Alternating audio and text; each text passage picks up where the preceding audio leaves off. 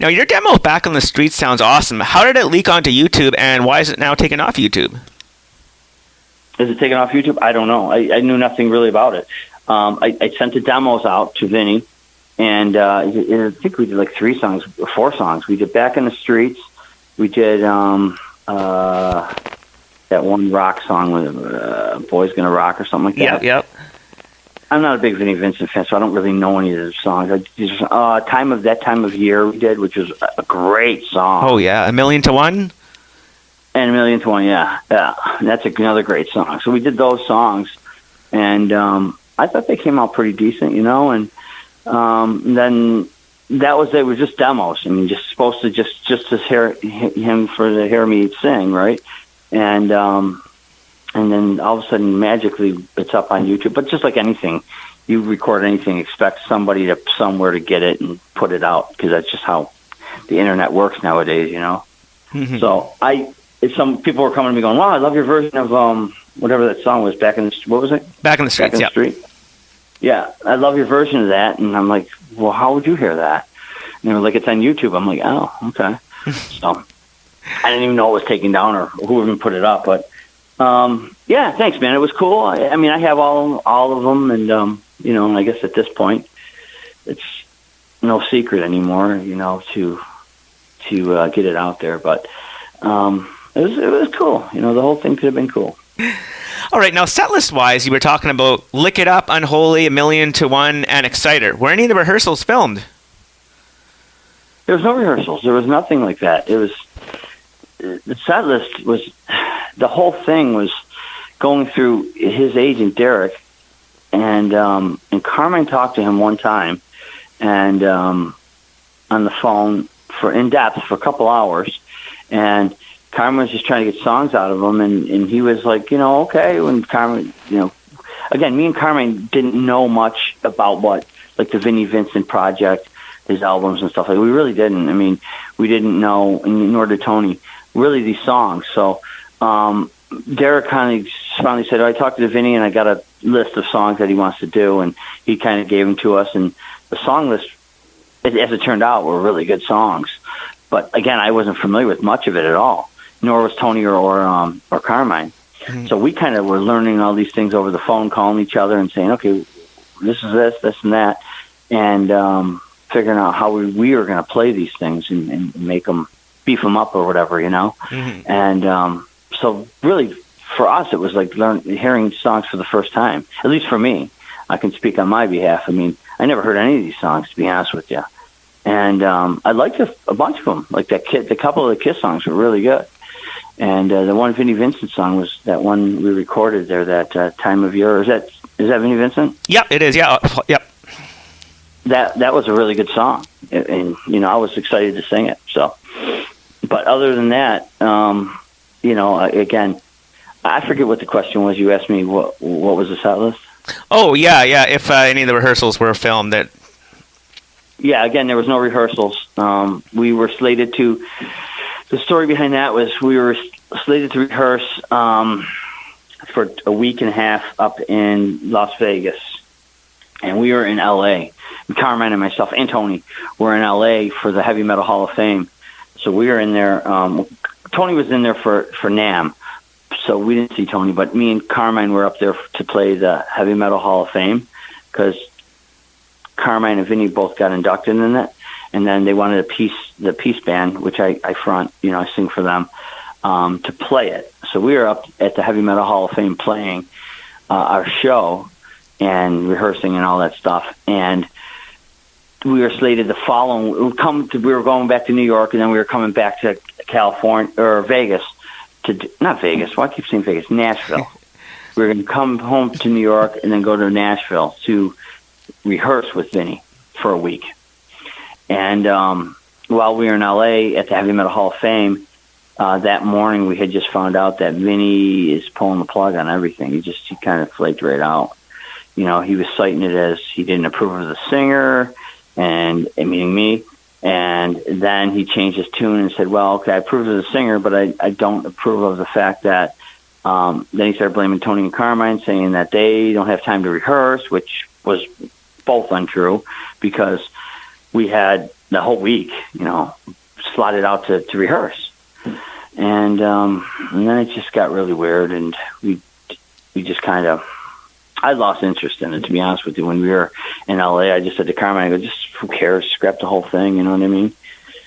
Let's not worry about it, because we had so many things happening with the Appease band at the time. It didn't really matter at that point. But it would have been cool to do the Vinnie Vincent thing, Definitely. Did I answer that right? I don't know. I'm trying to be politically correct when I'm answering this stuff. Yes, you did. I mean, it is what it is. I mean, I actually, honestly, until you brought this, I kind of forgot about all that stuff.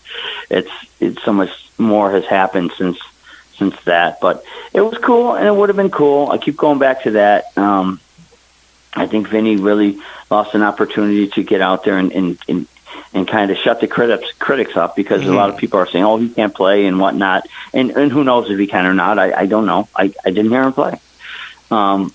Do I believe he couldn't play? Of course. I mean, how do you just forget how to play? I can't see that being even an option.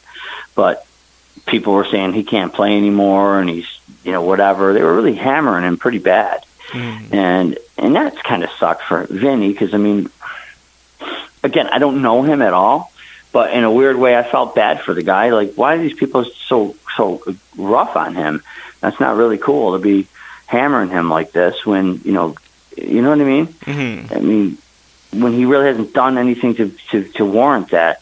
And then I thought, shit, man, let's come out and with me, Tony, and Carmine, and just and Vinny, and destroy it and kick ass and shut everybody down. And then people will be like, wow, this is great. And that's kind of what I was hoping was going to happen, to be honest with you. I really was thinking that's what's going to happen for Vinny. And to really put him in a great light and make it all about him, But it didn't happen that way. Now, what's the status on Hollywood Monsters Thriving on Chaos CD? Like, is there a release date? I'm not sure. I mean, Steph is handling that. That's Steph's thing. I guessed on that. Yes. It's a very cool project with Ronnie and me and Vinny guessed on it, and Steph and I became very close over the last couple of years. Him working on my record, and then in return, I did a bunch of songs for the Hollywood Monsters project. We did another one, A Sail Away. I don't think that's going on, though. I think it's going on something else he's got planned. But I think I'm not sure what songs I'm on, because I did a bunch of them for him. But I know I'm on I Don't Need No Doctor. They did the version of that, which is kick-ass. So it's going to be a great album. I don't know much about it. I think he's got a deal worked out. I don't even know where, Brazil, I think, some Brazilian label. But I'm not sure of the release dates or anything like that. But it's going to be great when it comes out, for sure. I mean, I'll definitely be talking it up. So whenever it comes out, I'm excited for Steph. Me too. Ronnie. Yeah, they're great guys. Now, you've had lots of earlier bands, such as Strutter, Black Star, China Syndrome, Shotgun Wedding, Crack Alice, Cry Tough, Concrete Jungle. Now, if I remember right, a bunch of those bands actually toured Canada at some point. Am I correct? Oh, yeah. Don't forget, I'm right in Buffalo, New York.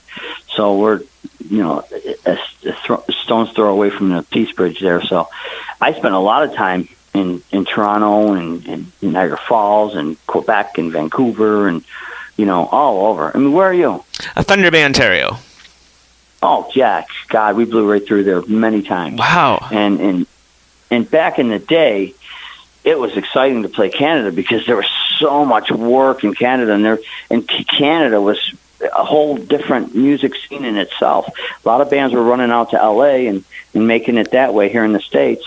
And a lot of other bands like myself were running up to Toronto and playing at the, Rock and Roll Heaven or the Gasworks or Larry's Hideaway and having great shows. And so Canada really was something, man, back then. It was really exciting. And then we had Uncle Sam's here in Niagara Falls, and just every city had great places to play, and the scene was great back in the day in Canada. I don't know how it's been a while since I shouldn't say that. Me and Mike Tramp came out not too long ago, a couple of years back, maybe 5 years ago. We played together in up in Toronto, and I think we were in Quebec. Okay.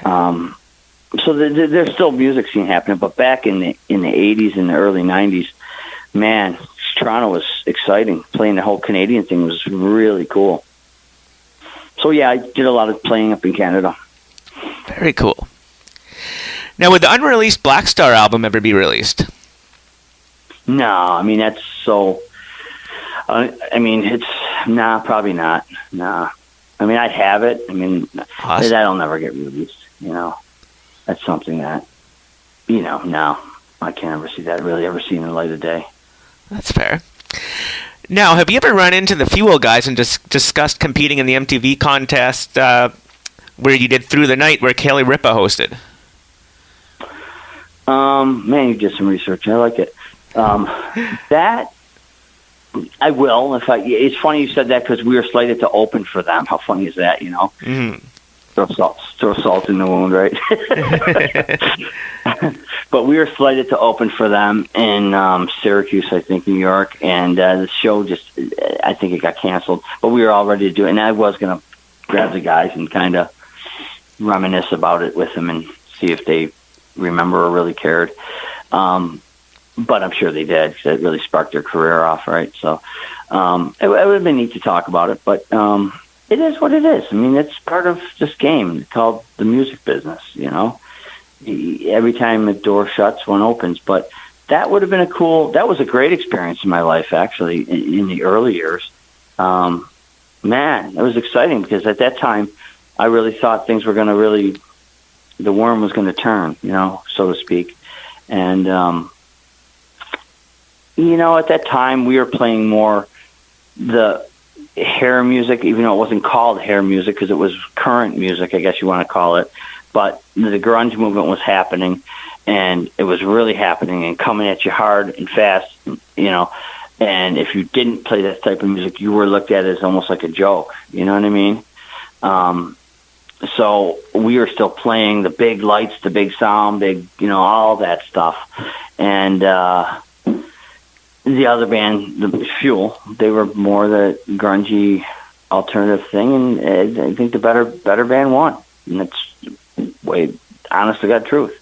But it was cool to make it to the finals. I mean, both bands beat out, 30 other bands, to get us there. So it was cool that it went that far.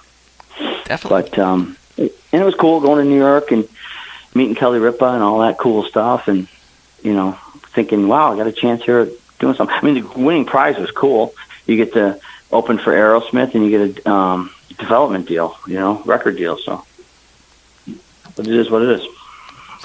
Now, before Hair Nation, the band was called Metalworks. Why the name change? We were Metalworks from 2000. I was asked this question, and I found out from 2000 to 2007 we were Metalworks, and then our agent was like, it's hard for me to book you guys at a lot of the theaters and in the bigger places, because they hear metal, and these theaters and casinos and places, the bigger, I guess let's call it what it is, money gigs, don't want metal. They're scared off by metal. So then I have to explain to them, well, no, they're not metal. They play Poison, they play Bon Jovi, they play hair band stuff. And I said, well, then we got to change that name, And then just so happened that Hair Nation stations that are coming on, I said, we were listening to music from it, and I go, every song they play, we play. I said, let's just call the band Hair Nation. And that's really kind of what happened. And at that time, we were having problems with our drummer, and my fiancée Colleen Mastercovo, she joined the band and kicked ass, and just the whole band gave us new life, because the band was getting flat. The band was just kind of going nowhere at that time. And then she joined the band. We said, let's change the band. We did a whole facelift. We called the band Hair Nation, got new members, and man, we just started really doing some big shows and really turned the thing around. And here we are 20 years later, still doing it, So I think it was a good choice to change the name. But the Metalworks thing was cool, and a lot of people say, are you affiliated with the Triumph the studio in Toronto? And no, it's just kind of, I think Metalworks came up. My manager at the time came up with the name, and I don't even know where it came from, but it fit, but we were not a metal band. We were more of a hair band. So, I think Hair Nation's a cool name for it. Definitely. Now, does Hair Nation ever plan to play any songs off Gotcha Covered? Yeah, we. It's funny you said that because my guitar player Dan Kaplan and A.D. Zimmer, my bass player, they love the Gotcha Covered album. And they were like, "Man, we should just do most of these songs. You already got this album, let's do it." I said, "That's a great idea." So we were planning on doing a bunch of them, more of the hair stuff, But so that's the idea for sure. Now, with the success of Hair Nation, has it ever been considered to either record a studio album of covers or maybe a live DVD or something like that, or a live album down the road? Well, yeah, and it's funny you said that because a lot of people for many years have been asking me to put out an album with the Hair Nation stuff, with Hair Nation, because the way Hair Nation does it, we don't just go out and just try and sound like every band that we cover. I see bands do that, and I think, well, okay, that's cool, but they don't have their own identity. They don't have their own sound. You know what I mean? Mm-hmm. So, when I was younger, I used to really, I still do. I love this band Talus. They were a big band here in my hometown of Buffalo with Billy Sheehan. Mm-hmm. And I used to love the fact that they were forced to play covers in order to go out and play, but they did them their own way. They sounded like Talus doing covers, When you heard them doing, a song, it was distinctly Talus just playing a cover song, which therefore sounded like Talus. So I said, when I formed this band in 2000, I said that if we're going to do covers, which we're forced to do, if you want to be a working band, let's sound like us. Let's get a sound. And now, here we are 20 some odd years later, we have a sound. So when we play these songs, it sounds like us playing, a song that you're familiar with, but doesn't necessarily sound like the artist that you're playing. But some people like our versions as well. I don't want to say better because you're never better than the original, but they like our take on it, So we probably will do that, record a live or a CD, maybe go in the studio and bang them out and something like that. But with the DVD coming out of my Jim Crean band, it's the band on it is Hair Nation. It's my Hair Nation band. It's Colleen on drums, AD and bass, and Dan's guitar. So when the Jim Crean album comes out, it's us. It's got our Hair Nation sound to it. So people I think will really dig that. Now, is it next month the live DVD is supposed to be released? Oh, we were going to release it in December, but now me and Steve got to talking, and I think it's going to be a 2020 release. So sometime maybe in the spring, or we're hoping. Well, I don't know, because me and Steve got to talking, and Steve said, well, maybe we can get it out in a couple, maybe in a couple weeks we can, finish this thing up. So I don't know yet. I'm hoping that it gets. I would like to have it no later in January, to be honest with you. So that would be really cool. Have a first of year release, January 1. So who knows? But it's coming out. Looking forward to it. Yeah, it's gonna be. Listen, we started just kind of mixing it and going through it, and man, it's just got so much power. It sounds like a Cheap Trick at Budokan album. It sounds got that raw power, and we played really great that night, and we were really tight, and everybody was firing on all cylinders, and cool crowd response, and yeah, I'm excited for you guys to hear it because it's going to be a really cool record and DVD. Awesome. Well, thank you very, very much for your time, Jim. That was a lot of fun. Yeah, thank you for taking the time with me. That's awesome, Jim. Thank you so much for your time. That was definitely an awesome evening. Yeah, man, you did a great job, and I love the fact that you did a lot of research and you knew your stuff because that's important. A lot of times I do these interviews, and they're kind of half-assing it, and they're asking me generic, stupid questions, and I got to tell them all that stuff, and it's hokey when I got to say, well, I did this video, and you had all that, you did all your homework, so it was just a matter of telling you the stories, and that to me goes a long way, and it makes for an exciting interview, and believe me, I do a lot of these interviews because I have to for the press for their albums, and sometimes, it's generic shit, and people flip right through it. But if it's interesting, like you did, they're going to listen to the whole thing. Thank you very, very much, Jim. That's very kind of you to say. And let me just give a couple shout-outs. Can I just run through real quick and just mention all the guys on the record? Because Absolutely. I'd like to do that because all these guys and girls worked so hard on this album. And, I just like to give everybody a shout-out. And just the way I'm built, you know what I mean? I give credit where it's due.